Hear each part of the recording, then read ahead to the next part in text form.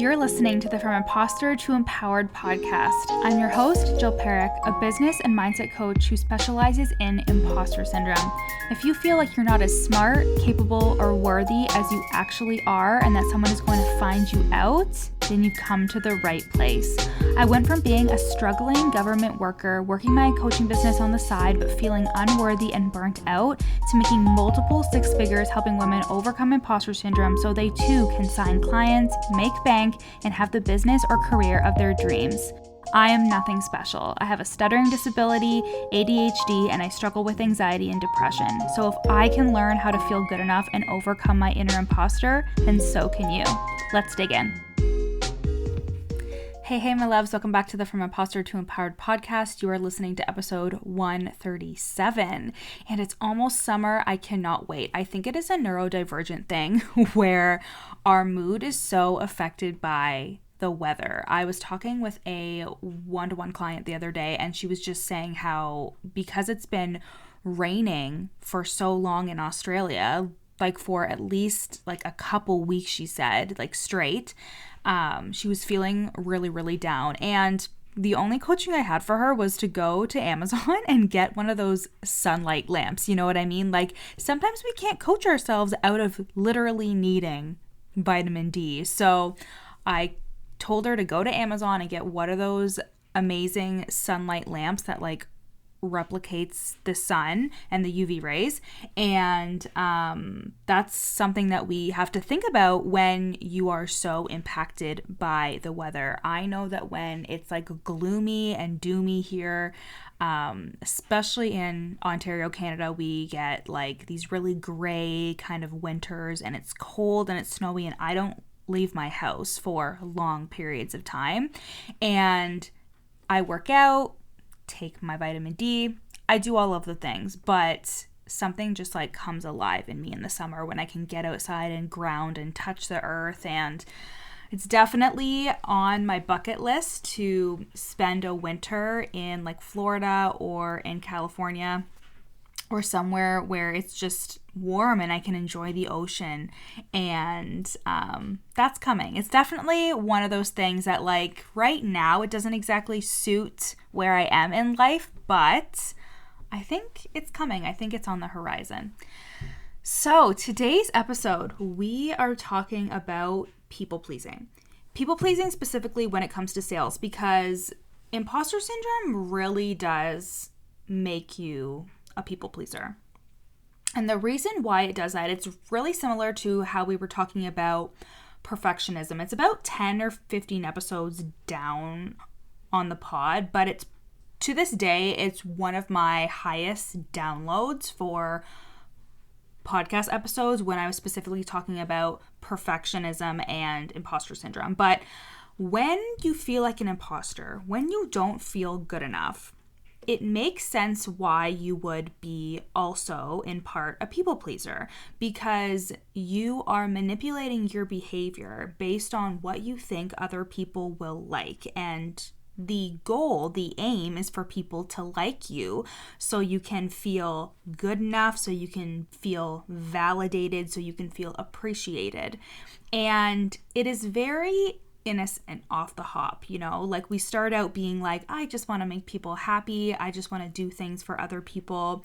I just want to make sure everybody feels okay emotionally. Like I find that in both personal and in a professional sense, what I would do is I would take on the discomfort or emotional burden in a situation. So not make things awkward, not push too much in terms of sales, and in terms of my personal life, like taking on discomfort and just going with the flow and allowing other people to get their way and do what they want, so I could keep the harmony when it came to the environment.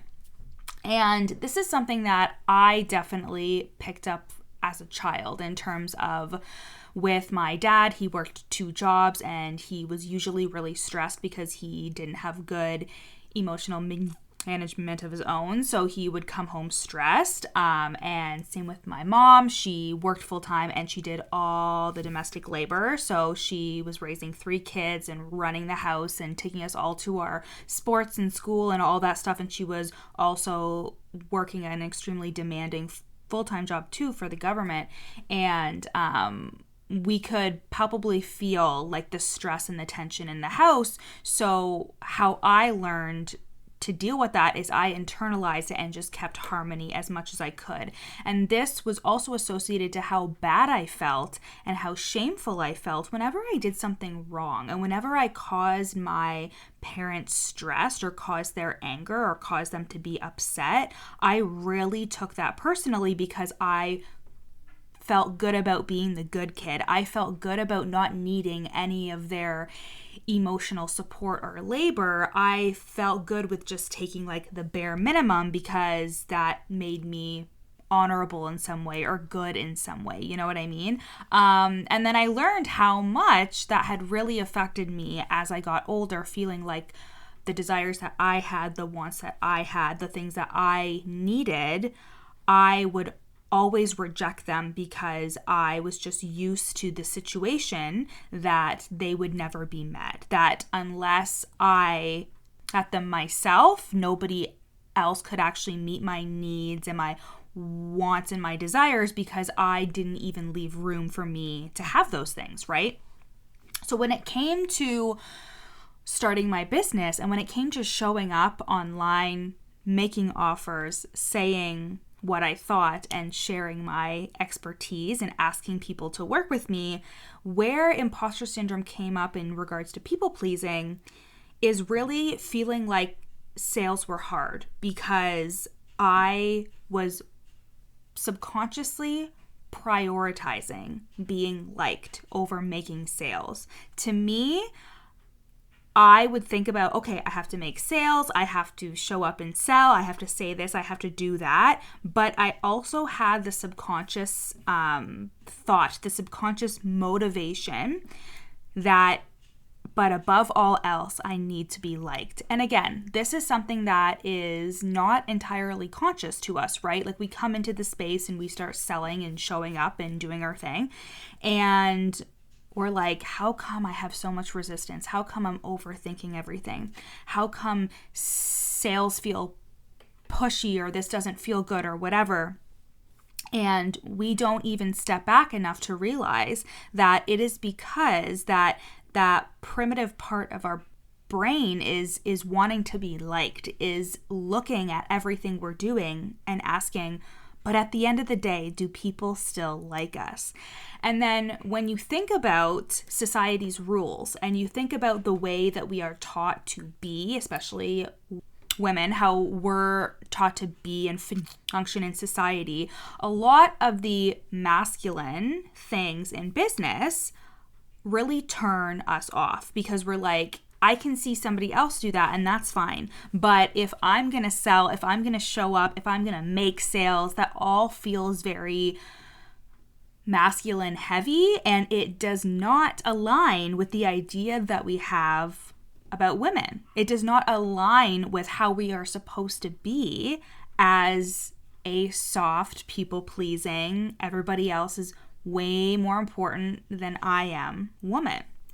Being liked is of the highest importance for our brains because we equate it with safety, right? So think about as you were growing up and as you were moving through the world, and if you had very low self-worth, you were constantly looking to other people to validate that worth. So of course, when you're going to come into the online space and you're uploading your posts and you're doing stories, you are probably heavier on the engagement side than other people. And what I mean by that is you are probably so much more fixated on engagement than some other people would be in terms of looking at the likes, looking at who's commenting, looking at who is even viewing your application, looking at how many times your reels got shared, looking at the engagement as a whole, looking at your Instagram story views and being like, who's watching it and how come they're watching it and blah, blah, blah, and just getting so invested into who is consuming your stuff because you were so used to seeking that external validation. And being liked, we now just equate that to being engaged with when it comes online. And again, it's of our highest importance. It could be subconscious, so you may not be totally aware of it, but it is of our highest importance because we just want to feel safe. And if you are somebody who has always felt that feeling of like low self-worth, you feel like you have to achieve for love, do for love, be for love, then you are just trying to seek out a space where you feel safe. And the space where you feel safest is when you are certain that everybody around you likes you and they love you, and then you can feel like you belong, right? Because as always, the brain is going to look at how we belong. The brain is going to be like, where can I fit in so I can blend in so I am not being perceived as something that is vulnerable or something that is a threat? How can I keep myself safe in this moment? And when it comes to being online, we are in our own world. We are the only people who own our Instagram fucking platform. We're the only person there. We're on our own tiny island, and that can feel very isolating. So we seek out the only way that we can seek out external validation, which is through engagement metrics, which is through posting something and then like obsessively looking to see who liked it and who's going to click on it, because we feel unsafe. And in business, our safety, we think our safety is equated to applications and equated to clients. So if people are engaging, then we can feel good, like, ooh, the safety is coming, the clients are coming. And being liked is just how your brain believes that you've kept yourself safe from hurt and pain and rejection and criticism. As long as you're liked, you can feel good about yourself. As long as people like you and like what you're saying, you can feel good about yourself. But when it comes to high ticket sales, it really kind of blows it all up, especially if you already have thoughts about sales being sleazy or gross, because someone doesn't always have to like you to believe that you can help them. You are providing a service to them, right? You are not becoming their friend. And the things that they could like about you could be your sales process. It could be your unique methodology. It could be the colors that you wear. You know, it doesn't always have to be about you as a person. It's not about you and your likability as a human being. And this is especially hard when you have low self-worth and when you feel like you're not good enough, because you don't even like yourself. And now you are telling yourself people have to like me in order to buy from me. And I just don't think that is true. People don't give two fucks about you. They have to either see themselves in you or trust you. And again, I don't always think that you need to like somebody to trust them. I think about like specifically this coach in the space who I have purchased from before. And when I think about it, I don't know if I would necessarily hang out with this person at lunch. I don't think that I would go shopping with this person. I've heard them talk on a podcast before, and I didn't exactly love all of the things that they were saying and that they're into, but I can separate their value and the things that they bring to the table and the things that they can teach me. I see that, and I would probably in the future invest in this person, not because I think that I have to like them, but because I am a self-serving individual and I think that this person can help me achieve the things that I want to do. And again, it is probably like 99.9% of the time when somebody is purchasing from you, they probably do like you, but they don't have to. And that's the point, is your safety does not have to equate to a client liking you. You do not have to be liked in order to be extremely successful and to make a fuck ton of money. If you are truthful, if you are open-hearted, if you are honest, if you are giving value, those things are so much more important than being liked. And it is just your brain that has years and years of experience telling you that you have only been kept safe for this long. You have only avoided rejection and all these things because you were liked. And your brain is lying to you. Because, again, no like and trust is a thing, but what your potential client likes about you is totally up to them to decide. You can't get into their head and be like, I love Jill and everything she does, so that's why I'm going to buy from her. Somebody could just purchase from me because they like the way that I coach my clients. They could see the testimonials and be like, she knows what she's doing. They don't have to like everything about me. Showing my personal life in terms of like, I go to One Tree Hill conventions, or I really like the color pink, or I really like reality TV. I want to buy a horse someday. Me like sharing these personal things about myself are not a tactic for me to get people to like me. They are a tactic for me to show, hey, these are the things that I like. These are the things that I like, and this is who I am. And I don't need people to like the same things as me or to think of me as a likable person.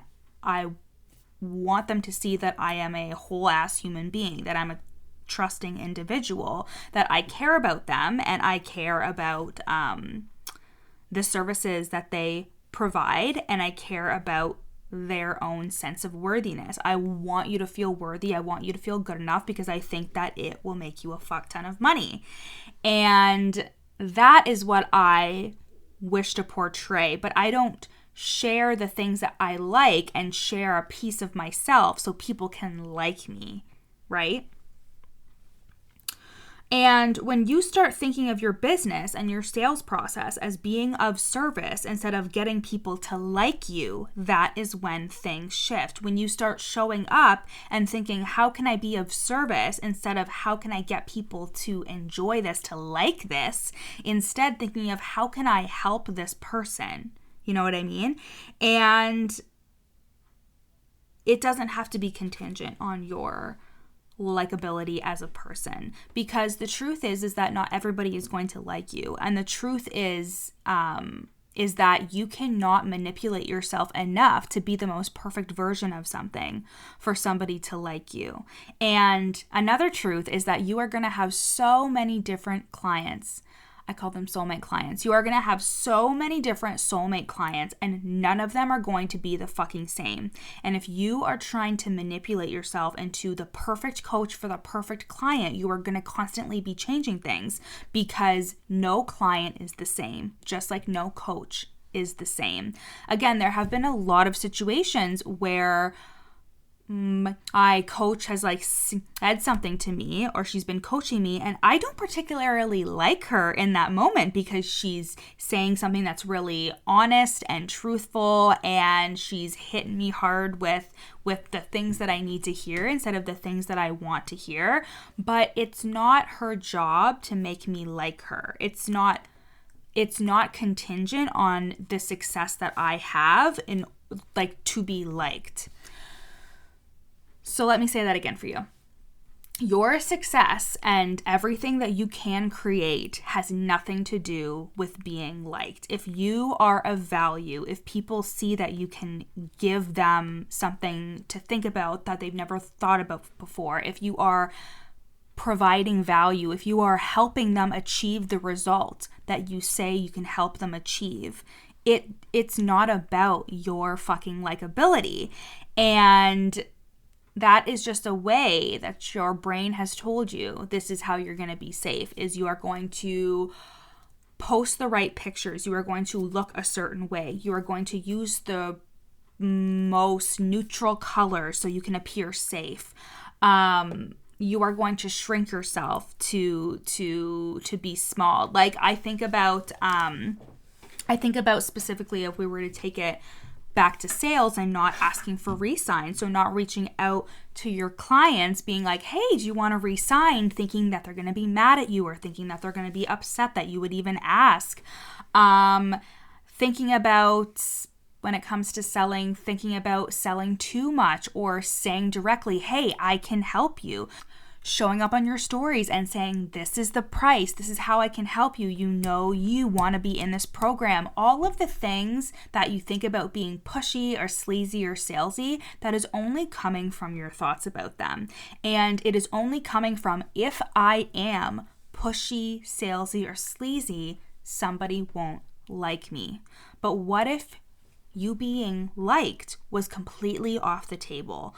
What if that was something that you didn't even have to worry about? You know what you should worry about? You should worry about your fiance liking you. You should worry about your dog liking you. You should worry about your mother liking you. You know, like when I think about I desire to be loved, we all do. That is a human need. But can you look for that desire outside of your business? Your business is not a place where you need to be liked, because being liked doesn't translate to more money. It actually causes you to just shrink yourself because there is no way that you could be likable to every person in your audience and every person in the world. Like, I think about the fact that I have about 3,600 Instagram followers. And if all of those people were in a room, the fact that I try to hold myself to a standard of them liking me makes me want to vomit, because there's 3,600 people and there's no way that we like all the same things. There's no way that I can be the most perfect version of myself. So instead, I think about, how can I love myself behind the scenes in my personal life and as an expert in my business. So when I show up, I am my fullest expression. So I am saying all the things I need to say and doing all the things I need to do. And it is not my job to be liked. It is just a way that my brain has thought we have been safe, has thought that this has kept us safe for years and years and years. So why would anything be different when I come into my business?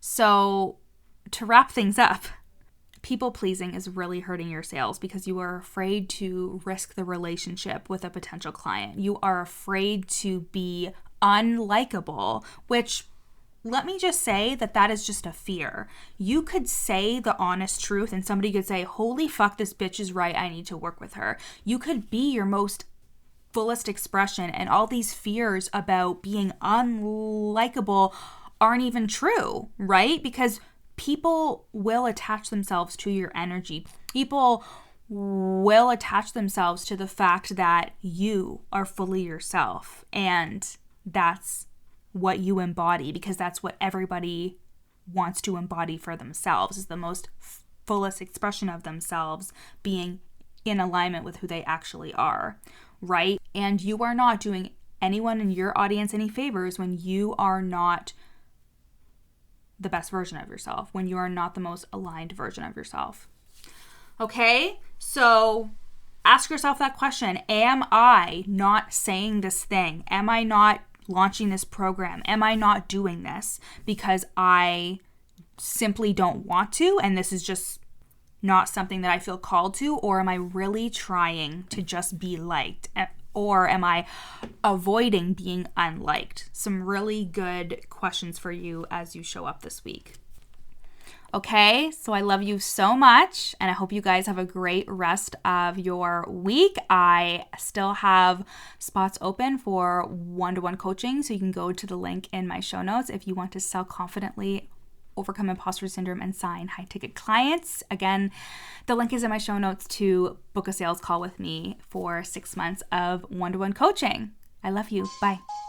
Thanks for listening to the From Imposter to Empowered podcast. Head to the show notes to find out how you can take this work deeper with me in one-to-one coaching or in my lifetime group coaching program, The Worthy Woman Method. In the show notes, you'll also find a free 3-day challenge to start the process of overcoming your inner imposter. And once you're done with that, screenshot this episode and share it on Instagram, tagging me at YourCoachJill so we can connect. See you next time.